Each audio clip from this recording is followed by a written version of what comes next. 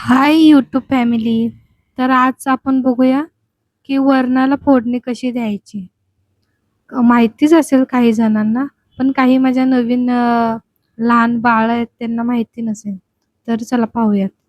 असं तेल गरम करायचं, त्यामध्ये मोहरी टाकायची. मोहरी तडतडली की मग त्यामध्ये थोडंसं जिरं टाकायचं. जिरं टाकलं की मग लसूण थोड्याशा 7-8 पाकळ्या सोलून मग ते चेचायचं आणि मग ते द्यायचं तेलामध्ये टाकून. मग थोडंसं ते परतवायचं. बघा, अशा पद्धतीने झालं. तर मग तुम्हाला बाकी त्या अगोदरची प्रोसेस तर माहिती असेल. मूग डाळ किंवा कोणी तूर डाळ वगैरे घेतं. मूग डाळ त्या घ्यायची, ती थोडी धुवून घ्यायची. त्यामध्ये मग टोमॅटो, कांदा, मिरची वगैरे टाकून पाणी आणि हळद, मीठ टाकून शिजवून घ्यायचं कुकरला. 4 शिट्ट्यामध्ये शिजते डाळ. तर मग ती अशी मी बघा दाखवल्याप्रमाणे अशी मग तिला नंतर फोडणी द्यायची. बघा दिसतच असेल तुम्हाला. किती छान फोडणी बसली. वास तर अगदी खमंग येतो फोडणीचा. फोडणीचा वास म्हणजे कसं भारी आहे. मला आवडतो.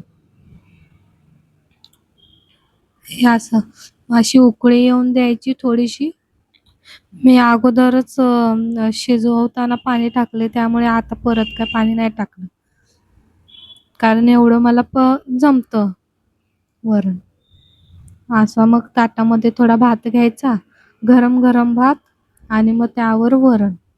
आमच्या इकडे वरण नाही म्हणत, आमच्या इकडे गोडी डाळ म्हणतात खरं तर, सातारा भागात. तर मग असं घ्यायचं भातावर वरण, मस्त गरम-गरम.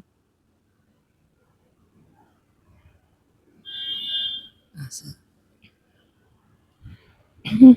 मग त्यानंतर आता हे चिनी मातीची भरणी आहे.